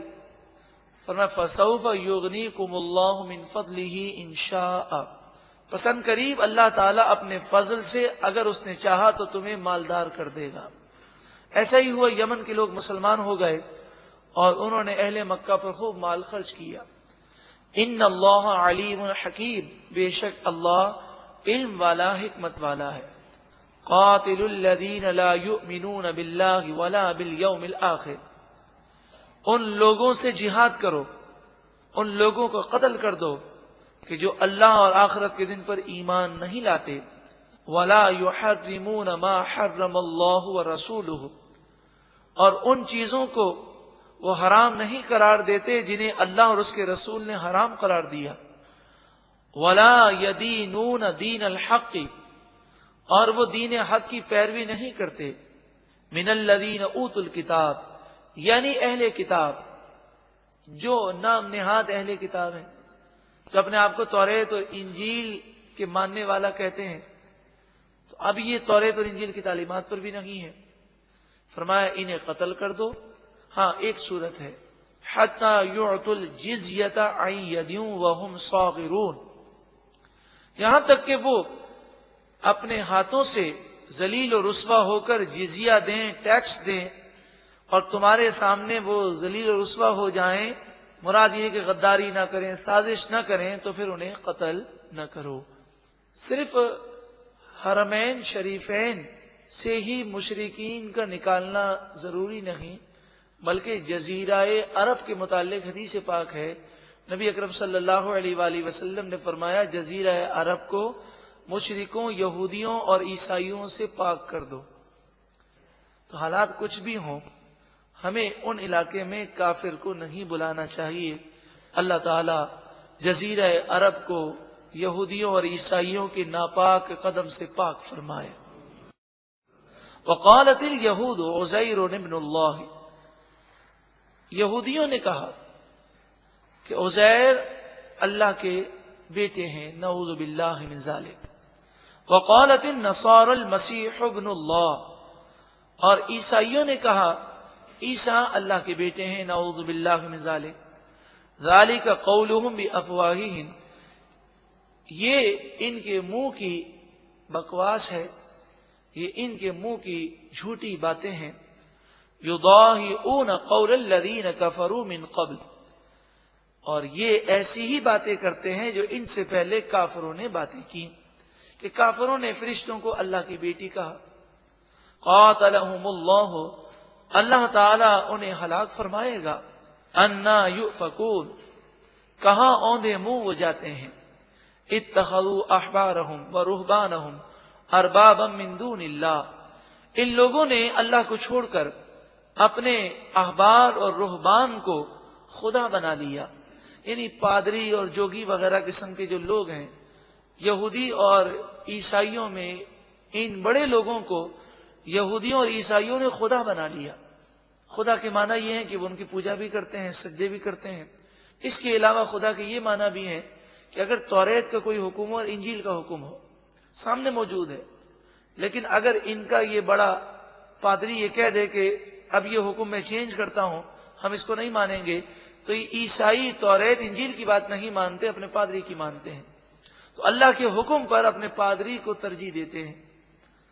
ارشاد فرمایا والمسیح ابن مریم، اور انہوں نے عیسیٰ ابن مریم کو بھی خدا بنا لیا. وما امروا الا لیعبدوا الہا واحدا، انہیں صرف اس بات کا حکم دیا گیا کہ وہ ایک ہی معبود کی عبادت کریں. وہ معبود برحق ہے اللہ رب العالمین، اسی کی عبادت کریں، شرک نہ کریں، کسی کو خدا نہ سمجھیں، کسی کی پوجا نہ کریں. لا الہ الا ہو، اس کے سوا کوئی معبود نہیں. سبحانہ عما یشرکون، جو وہ شرک کرتے ہیں اس سے وہ پاک ہے. یریدون ان یطفئوا نور اللہ بافواہہم، وہ اپنے منہ سے پھونک مار کر اللہ کے نور کو بجھانا چاہتے ہیں، اور جسے اللہ روشن کرے اسے کون بجھا سکتا ہے؟ وَيَأْبَى اللَّهُ إِلَّا أَن يُتِمَّ نُورَهُ، اور اللہ تعالیٰ اپنے نور کو ضرور مکمل فرمائے گا اور اسلام کو غلبہ دے گا۔ وَلَوْ كَرِهَ الْكَافِرُونَ، اگرچہ کافروں کو برا لگے۔ هُوَ الَّذِي أَرْسَلَ رَسُولَهُ بِالْهُدَى، وہ ذات جس نے اپنے رسول کو ہدایت کے ساتھ بھیجا، بالہدا ودین الحق، دین حق کے ساتھ بھیجا۔ یہ دین کیوں آیا؟ لیظہرہ علی الدین کلہ، تاکہ یہ دین تمام ادیان پر غالب آ جائے۔ ولو کرہ المشرکون، اگرچہ مشرکوں کو ناپسند ہو۔ واقعی ایسا ہوا کہ مسلمان فتوحات کرتے کرتے اسلام اور مسلمان تمام دنیا پر غالب آ گئے، مگر جب ہم قرآن سے دور ہوئے تو یہ حالات ہمیں دیکھنے کو ملے۔ حدیث پاک میں آتا ہے کہ جب حضرت عیسیٰ علیہ السلام دنیا میں واپس آئیں گے اور آپ حضور کے دین کی تبلیغ فرمائیں گے اور حضور کے ایک مبلغ کی حیثیت سے آپ قرآن کی دعوت عام کریں گے، تو اس وقت جو مسلمان ہوں گے وہ سچے مسلمان بن جائیں گے، اسلام کے عمل پیرا ہوں گے، یہودیت عیسائیت ختم ہو جائے اور پوری دنیا میں صرف ایک ہی دین باقی رہے گا، وہ دین اسلام باقی رہے گا، اور چاروں طرف اسلام کا چرچا ہوگا حضرت عیسیٰ علیہ السلام کے نازل ہونے کے بعد۔ ارشاد فرمایا، یا ایھا الذین آمنوا، اے ایمان والو، ان کثیرا من الاحبار والرہبان، بے شک کثیر احبار اور رہبان، یہودی عیسائی علماء اور ان کے پادری، لیأکلون اموال الناس بالباطل، ضرور لوگوں کا مال ناجائز طریقے سے حاصل کرتے ہیں، وَيَصُدُّونَ عَن سَبِيلِ اللَّهِ، اور وہ لوگوں کو اللہ کے راستے سے روکتے ہیں۔ ان یہودی علماء اور پادریوں کی مذمت کی گئی، اور پھر ارشاد فرمایا، وَالَّذِينَ يَكْنِزُونَ الذَّهَبَ وَالْفِضَّةَ، اور وہ لوگ جو سونا اور چاندی جمع کرتے ہیں، وَلَا يُنْفِقُونَهَا فِي سَبِيلِ اللَّهِ، اور اسے اللہ کے راستے میں خرچ نہیں کرتے، فَبَشِّرْهُمْ بِعَذَابٍ أَلِيمٍ، انہیں دردناک عذاب کی خوشخبری سنا دیجیے۔ یوم یحمى علیہا فی نار جہنم، اس قیامت کے دن وہ مال جہنم کی آگ میں گرم کیا جائے گا، فَتُكْوَى بِهَا جِبَاهُهُمْ وَجُنُوبُهُمْ وَظُهُورُهُمْ، پھر اس گرم مال سے ان کی پیشانیاں، ان کے پہلو اور ان کی پیٹھوں کو داغا جائے گا، اور ان سے کہا جائے گا، هَذَا مَا كَنَزْتُمْ لِأَنفُسِكُمْ، یہ وہ مال ہے جو تم نے اپنی جان کے لیے جمع کیا، فَذُوقُوا مَا كُنْتُمْ تَكْنِزُونَ، پس عذاب کا مزہ چکھو اس کا جو تم جمع کیا کرتے تھے۔ زکوٰۃ کے مسائل کا سیکھنا اور مکمل زکوٰۃ کو ادا کرنا انتہائی ضروری ہے۔ زکوٰۃ فرض ہونے کے لیے یہ کوئی شرط نہیں کہ وہ مرد ہو، مرد پر بھی زکوٰۃ فرض ہوتی ہے اور عورت پر بھی فرض ہوتی ہے۔ عورت کے پاس جو زیورات ہوتے ہیں، جس کی عورت مالک ہے، اس کی زکوٰۃ عورت پر فرض ہے۔ مرد اگر زکوٰۃ نکالتا ہے تو بیوی کی اجازت سے وہ زکوٰۃ نکال تو سکتا ہے اور بیوی کی زکوٰۃ ادا ہو جائے گی، مگر حقیقتاً جس کے پاس سونا ہے اسی پر زکوٰۃ فرض ہے۔ اگر شوہر زکوٰۃ ادا نہیں کرتا تو عورت اگر یہ بہانہ کرتی ہے کہ ہم کوئی کمانے تھوڑی جاتے ہیں کہ ہم زکوٰۃ ادا کریں، تو یہ بات بالکل غلط ہے۔ کمانے نہ کمانے کا تعلق نہیں، جس کے پاس نصاب کی مقدار مال موجود ہے تو اس مال کی زکوٰۃ دینی ہے۔ اگر 100 گرام سونا ہے تو 2.5 گرام سونا اللہ کی راہ میں دے دیں، سونے کی زکوٰۃ سونے سے ادا کی جا سکتی ہے۔ اگر 2.5 گرام سونا نہیں دینا چاہتے تو اتنی قیمت کہیں سے آپ کر کے دیں۔ جو خواتین زکوٰۃ ادا نہیں کرتی ہیں اور وہ یہ بہانہ بناتی ہیں کہ ہمارے شوہر زکوٰۃ ادا نہیں کرتے، تو ان کی خدمت میں عرض ہے کہ شوہروں پر زکوٰۃ خواتین کی واجب یا فرض نہیں ہوتی۔ جس کا مال ہے اسے ہی زکوٰۃ دینا لازم ہے، شوہر دے دے تو اس کا احسان ہے۔ حدیث پاک میں آتا ہے، امام ترمذی علیہ رحمہ آپ لکھتے ہیں کہ نبی اکرم صلی اللہ علیہ وآلہ وسلم کی خدمت میں 2 عورتیں آئیں، انہوں نے سونے کے کنگن پہنے ہوئے تھے۔ نبی اکرم صلی اللہ علیہ وآلہ وسلم نے ارشاد فرمایا، کیا تم ان کی زکوٰۃ دیتی ہو؟ تو وہ کہنے لگی نہیں۔ تو آپ نے فرمایا، کیا تم جہنم کی آگ کے کنگن پہننا پسند کرو گی؟ وہ کہنے لگی نہیں۔ تو آپ نے فرمایا، پھر ان سونے کے کنگنوں کی زکوٰۃ ادا کرو۔ اس سے آپ اندازہ لگا سکتے ہیں کہ خواتین کے لیے بھی زکوٰۃ کا ادا کرنا لازمی ہے۔ یہاں پر یہ عذر پیش کیا جاتا ہے کہ اگر 100 گرام سونے کی زکوٰۃ اگر 2.5 گرام سے نکال دی جائے گی تو اس طرح کرتے کرتے تو ہمارا سونا کم ہو جائے گا۔ تو زکوٰۃ کی لاجک ہی یہی ہے کہ لوگوں کے پاس سونا اور چاندی اور روپے پیسے یہ اسٹور نہ ہو سکے اور یہ مال امیروں کے ہاتھوں سے نکل کر غریبوں کی طرف جائے۔ شریعت کے احکام میں سستی نہیں برتنی چاہیے۔ زکوٰۃ کے احکام مزید جاننے کے لیے اور زکوٰۃ کے فضائل سننے کے لیے یہ کیسٹ سماعت کیجیے، انوکھی تجارت۔ حقیقتاً دیکھا جائے تو آج مسلمانوں کی اکثریت کو یہ نہیں معلوم کہ زکوٰۃ کس کس چیز پر فرض ہے اور کیسے زکوٰۃ نکالنی ہے۔ عام طور پر لوگ یہ سمجھتے ہیں کہ جو ہمارا مال تجوری میں رہ جائے اور ہم پورے سال استعمال نہ کر سکیں اس کی زکوٰۃ دینی ہے۔ حالانکہ صرف یہی نہیں، اس کے علاوہ بھی دیگر مال پر زکوٰۃ ہوتی ہے۔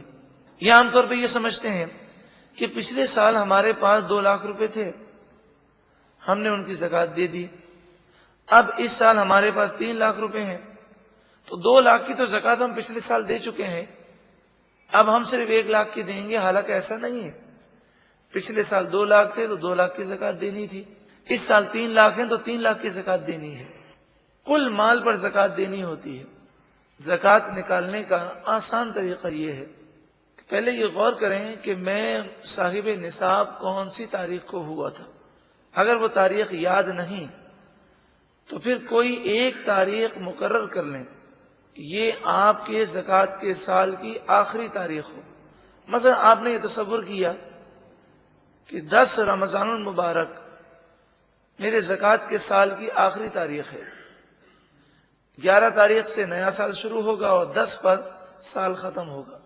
اب ہر سال آپ ایڈوانس میں زکوٰۃ دے سکتے ہیں، پورے سال آپ ایڈوانس میں زکوٰۃ دیں، لیکن جب 10 رمضان المبارک جو کہ آپ نے فکس کیا ہے، اگر 10 تاریخ فکس کی ہے تو اس تاریخ کو آپ 3 چیزوں کا حساب کریں گے۔ ان میں سے ایک تو سائمہ، جنہیں ہم جانور کہتے ہیں، تو جانور تو چونکہ عام طور پہ ہمارے پاس ہوتے نہیں ہیں، ایسے جانور جنہیں ہمیں چارہ نہ دینا پڑے اور وہ سال کے اکثر حصے میں فری کے جنگلات میں وہ چرتے ہوں، ایسے جانور پورے پاکستان میں شاید ہی کسی کے پاس ہوں۔ تو اب صرف 2 مال رہ جاتے ہیں جن کا ہمیں حساب کرنا ہے۔ ایک ہے مال تجارت۔ مال تجارت کی ڈیفینیشن یہ ہے کہ جس چیز کو ہم نے اس نیت سے خریدا کہ میں اس کو بیچ کر نفع کماؤں گا تو وہ مال تجارت ہے۔ اب دکان کا جو مال ہے وہ بھی مال تجارت ہے۔ کوئی پراپرٹی کا کاروبار کرتا ہے، اس نے پلاٹس اور فلیٹس خریدے ہوئے ہیں اس نیت سے کہ جب مارکیٹ اچھی ہوگی تو بیچ کر نفع کما لیں گے، تو ان فلیٹس کی، ان پلاٹس کی بھی زکوٰۃ دینی ہوگی۔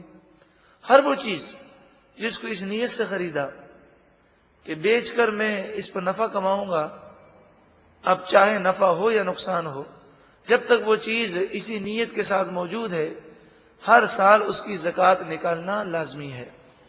اس کے علاوہ سمن پر زکوٰۃ ہے۔ سمن سے مراد ہے کیش، روپے، پیسے اور مختلف ملکی اور غیر ملکی کرنسیاں، بانڈز، سرٹیفکیٹس، شیئرز، اسی طرح سونا چاندی، ان تمام چیزوں کی زکوٰۃ نکالنی ہوگی۔ تو جس تاریخ کو اس نے فکس کیا، اس تاریخ کو آج کا خرچہ نکالنے کے بعد اس کے پاس جتنے روپے، پیسے، سونا چاندی اور مال تجارت ہے، اس کا ٹوٹل کر کے قرض کو اس میں سے مائنس کر کے باقی جو رقم آئے اس کا 2.5% نکالنا لازمی ہے۔ اگر 1 روپے کی بھی کمی کی گئی اور زکوٰۃ دینے میں 1 روپیہ بھی کم نکالا گیا تو حدیث پاک میں آتا ہے کہ جس روپے کی زکوٰۃ نہ نکالی جائے وہ روپیہ دیگر مال کو بھی برباد کر دیتا ہے۔ زکوٰۃ کے مسائل کا سیکھنا انتہائی ضروری ہے۔ ہو سکے تو اس کیسٹ کو ضرور سنیں، انوکھی تجارت۔ زکوٰۃ کا نصاب کیا ہے؟ کتنے مال پر زکوٰۃ فرض ہو جاتی ہے؟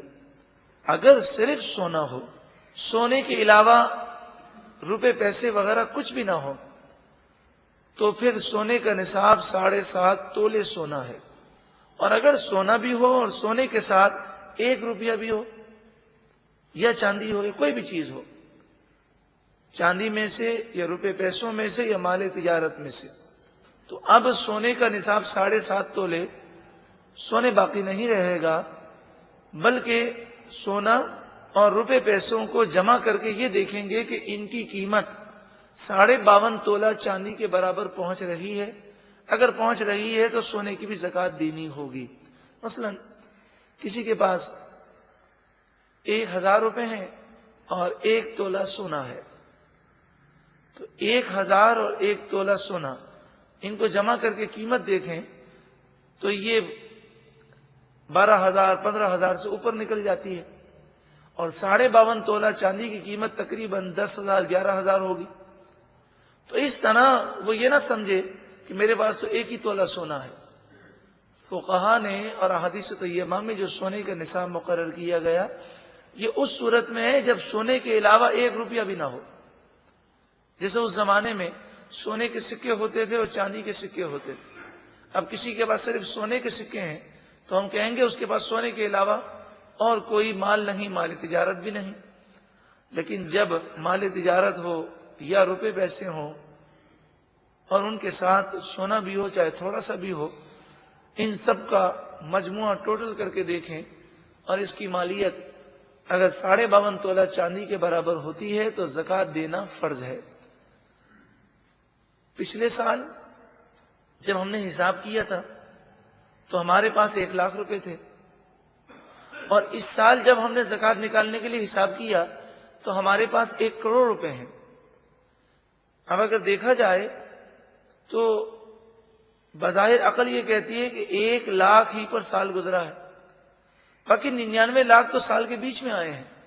لیکن شریعت کا یہ قاعدہ ہے کہ سال کے اینڈ میں جتنی رقم ہوگی سب کی زکوٰۃ دینی ہوگی۔ پچھلے سال 1 لاکھ روپے تھے اور اس سال آپ ترقی کرتے کرتے 1 کروڑ روپے تک پہنچ گئے، تو سال کے اینڈ میں آپ کے پاس 1 کروڑ روپے ہیں تو آپ کو 1 کروڑ کی زکوٰۃ نکالنی لازمی ہے۔ لیکن اکثر لوگ ان مسائل کو نہ جاننے کی وجہ سے زکوٰۃ پوری نہیں نکالتے، بے شمار مصیبتوں، پریشانیوں، بیماریوں کا وہ شکار ہوتے ہیں، کیونکہ زکوٰۃ پوری نہ نکالنا اور یہ عذر پیش کرنا کہ مجھے مسئلہ نہیں معلوم، شریعت میں اس عذر کی کوئی حیثیت نہیں۔ علم کا سیکھنا ہم پر لازمی اور ضروری ہے۔ اللہ تعالی ہم سب کو عمل کی توفیق عطا فرمائے۔ اگر آپ کو زکوٰۃ کے مسائل سمجھنا مشکل ہوں تو کسی بھی مستند مفتی سے رجوع کریں اور ان سے زکوٰۃ کی پوری ڈیٹیل سمجھ لیں اور اپنا حساب بنا لیں کہ مجھ پر اتنی زکوٰۃ فرض ہوتی ہے، اس مال پر زکوٰۃ ہے، اس مال پر زکوٰۃ نہیں. کہیں ایسا نہ ہو کہ ہم لا علمی کی وجہ سے زکوٰۃ دینے میں کوتاہی کریں. ارشاد فرمایا کہ جو زکوٰۃ دینے میں کوتاہی کرے گا اس کا جسم بہت بڑا کر دیا جائے گا، اور اس کا مال، چاہے وہ مال تجارت ہو، چاہے سونا چاندی ہو، چاہے روپے پیسے ہوں، وہ لوہے اور تانبے اور سونے اور پیتل کے پتھروں کی شکل میں آئے گا. اسے جہنم کی آگ میں گرم کیا جائے گا. دنیا کی آگ میں کسی چیز کو گرم کریں اور وہ ہمارے جسم پر رکھ دیا جائے، کتنی تکلیف ہوتی ہے.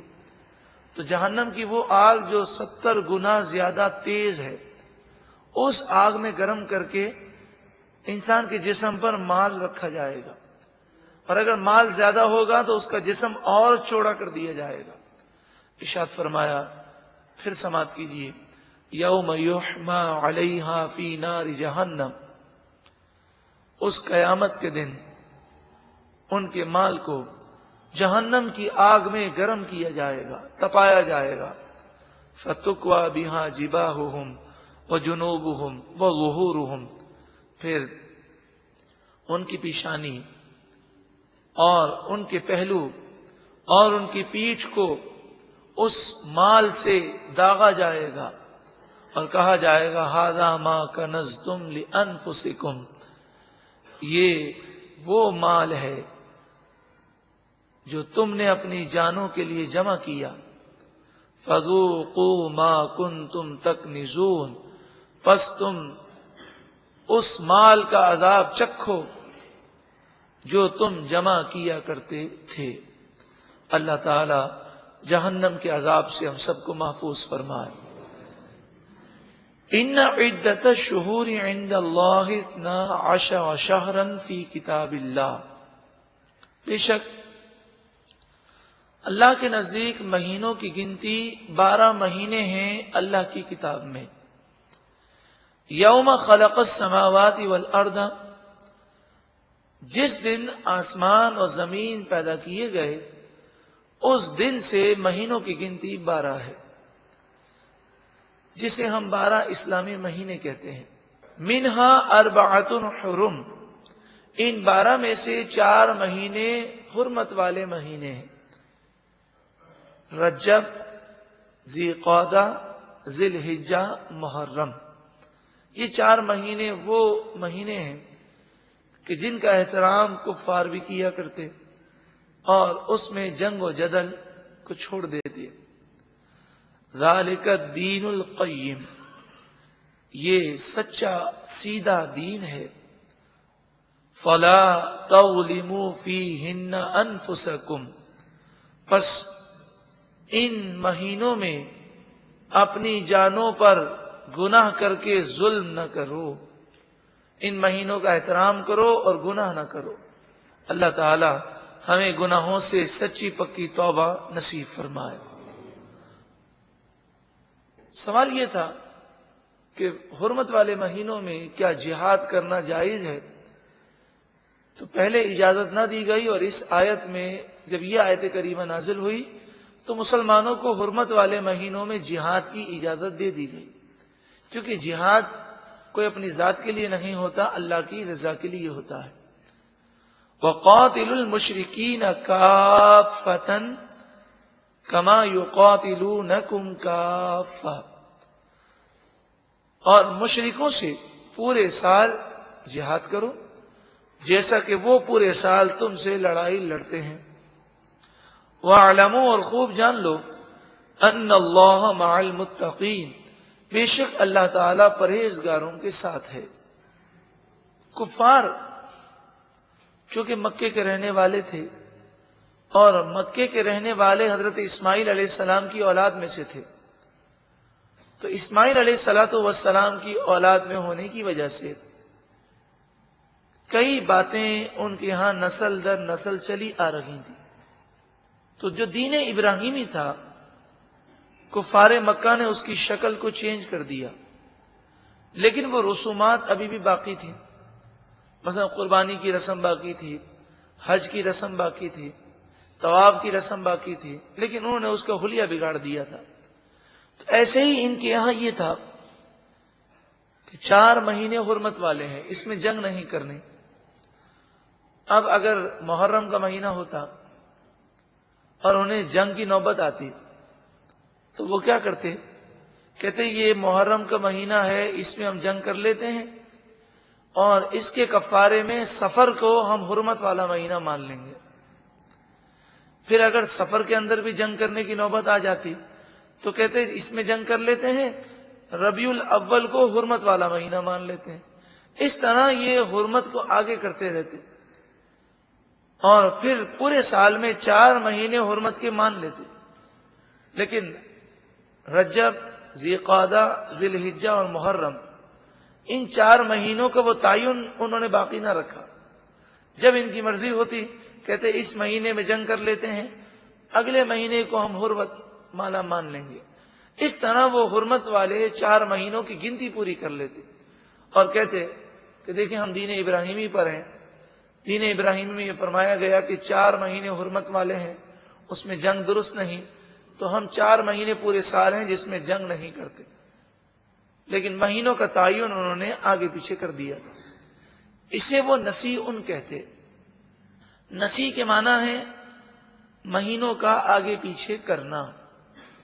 تو فرمایا انما النسیء زیادۃ فی الکفر، مہینوں کا آگے پیچھے کرنا کفر میں زیادتی ہے۔ یضل بہ الذین کفروا، اس کے ذریعے کافر گمراہ کیے جاتے ہیں۔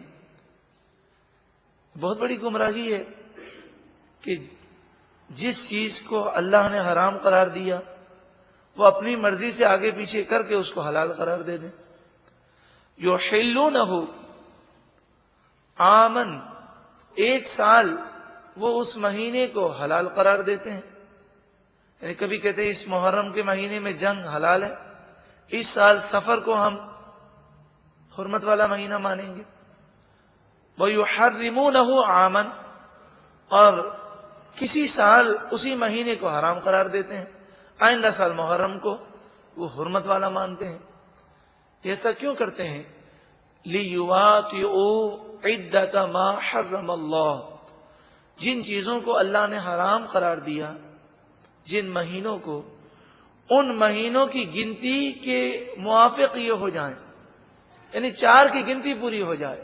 انہیں اس سے کوئی غرض نہیں کہ محرم کی حرمت باقی رہی یا نہ رہی، ذی قعدہ، ذی الحجہ اور رجب کی حرمت باقی رہی یا نہ رہی، وہ مہینوں کو آگے پیچھے کر کے 4 کی گنتی پوری کر لیتے ہیں۔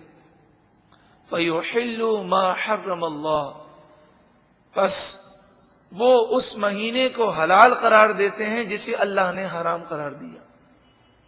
گنتی تو ضرور پوری کرتے ہیں، مگر رجب، ذی قعدہ، ذی الحجہ اور محرم، ان 4 مہینوں کو بسا اوقات یہ جنگ و جدل کے لیے حلال قرار دیتے ہیں۔ دوسری بات کہ 4 مہینوں کا احترام تو ہے، لیکن جنگ کرنا، کسی پہ ظلم کرنا تو کسی صورت میں جائز نہیں۔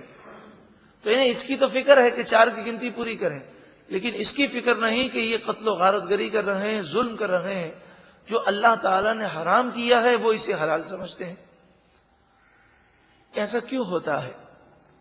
زُیِّنَ لَهُمْ سُوءُ أَعْمَالِهِمْ، ان کے لیے ان کے برے اعمال خوبصورت بنا دیے گئے۔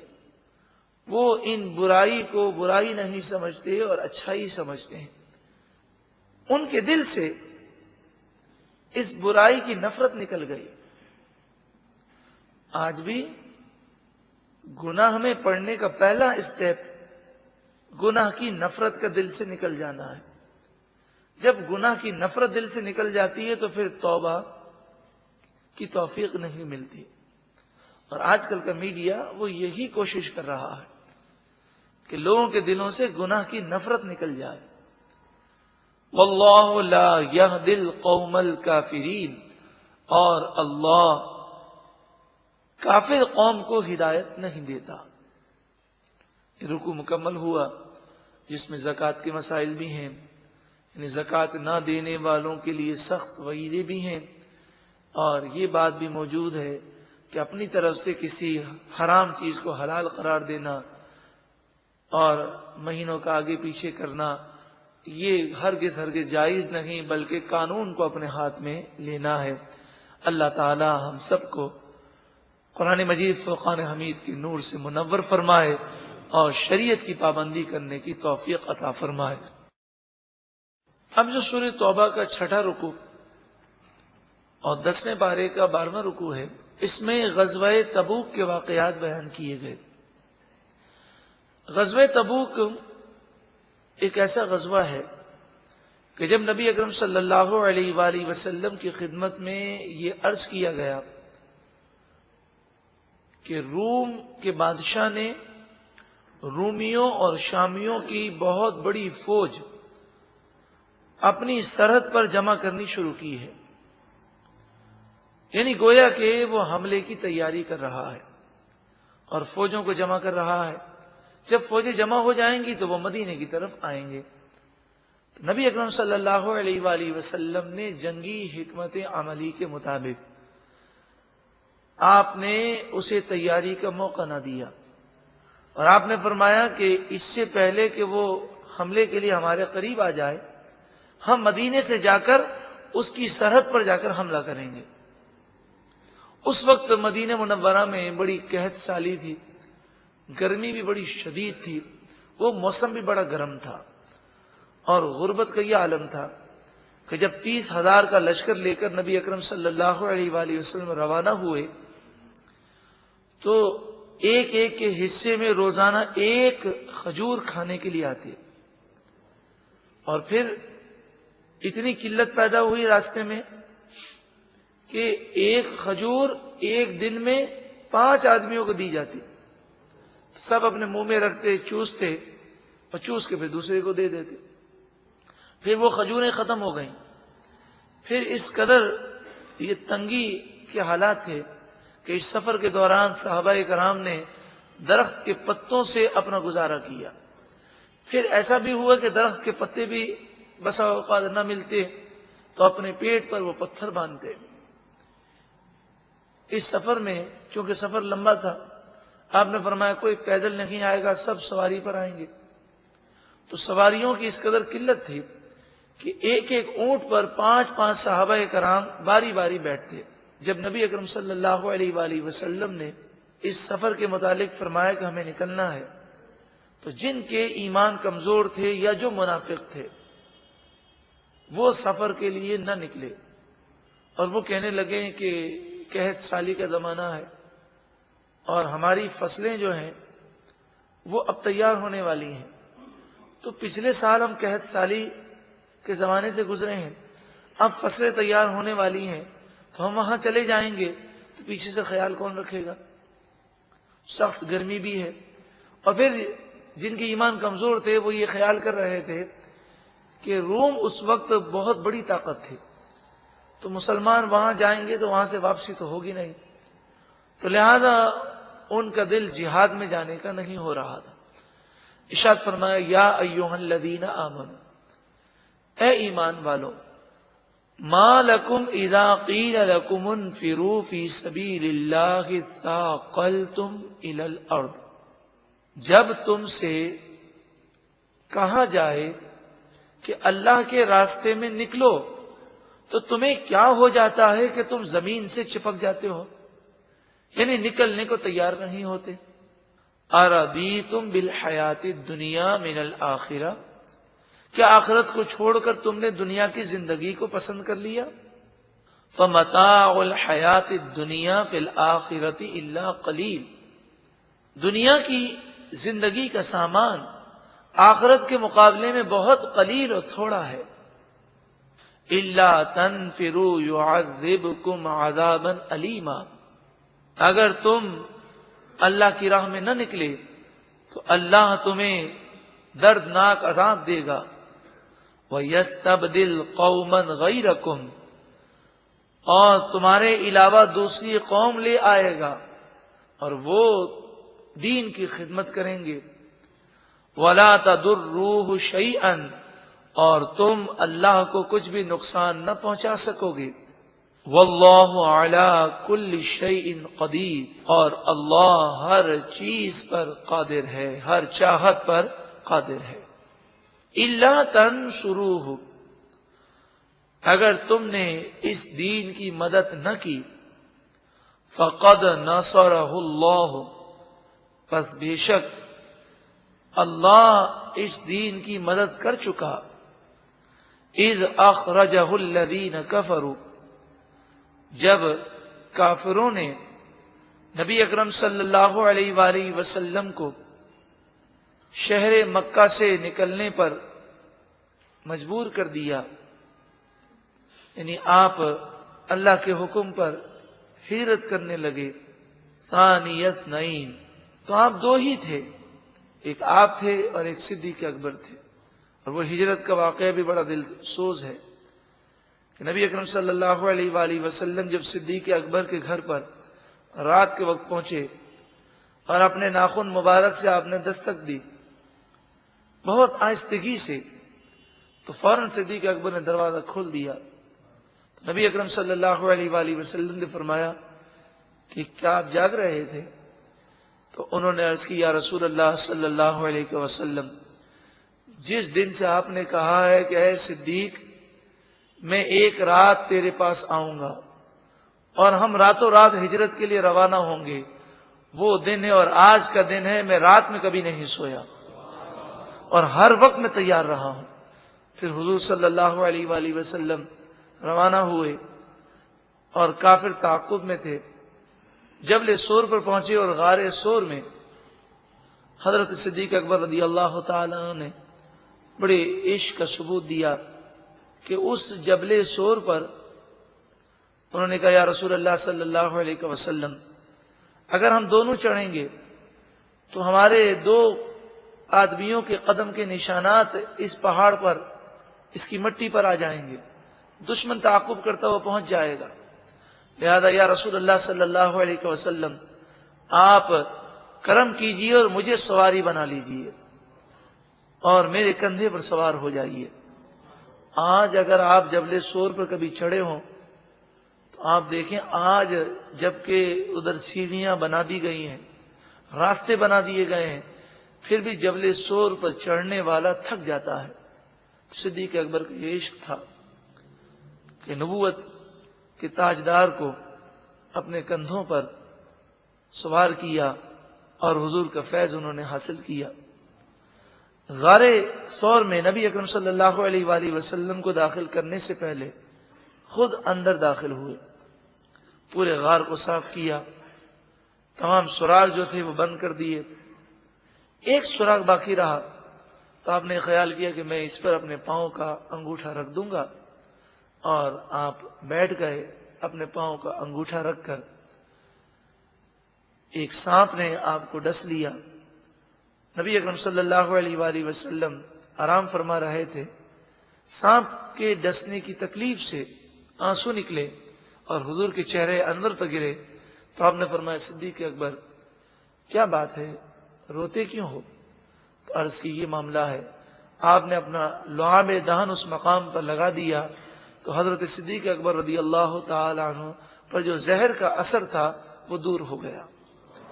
اذ ہما فی الغار، جب وہ دونوں غار سور میں تھے، اذ یقول لصاحبہ، اب ہوا یہ کہ دشمن پہنچ گئے، ان کے گھوڑوں کی آوازیں اور ان کے شور شرابے کی آوازیں غار تک آنے لگی۔ پھر یہ پہاڑ پر چڑھے، پہاڑ پر چڑھنے کے بعد غار کے قریب آ کر وہ گفتگو کرنے لگے، تو حضرت صدیق اکبر نے کہا، یا رسول اللہ افسوس، ہم گھیر لیے گئے۔ حضور نے کیا فرمایا؟ اذ یقول لصاحبہ، جب آپ نے اپنے صحابی سے فرمایا۔ ارے صدیق اکبر کی تو صحابیت وہ ہے کہ ان کا صحابی ہونا قرآن نے بیان کیا، اگر پھر بھی کوئی صدیق اکبر کی توہین کرے تو وہ قرآن کا ماننے والا کیسے ہے؟ اذ یقول لصاحبہ، جب آپ نے اپنے صحابی سے فرمایا، لا تحزن ان اللہ معنا، اے صدیق غم نہ کرو، اللہ ہمارے ساتھ ہے۔ اور یہ کہنا تھا فانزل اللہ سکینتہ علیہ، پس اللہ نے صدیق اکبر پر اپنا سکینہ نازل فرما دیا. وَأَيَّدَهُ بِجُنُودٍ لَمْ تَرَوْهَا، اور اللہ نے مدد فرمائی ایسے لشکروں سے کہ جنہیں تم نہ دیکھ سکے. وَجَعَلَ كَلِمَةَ الَّذِينَ كَفَرُوا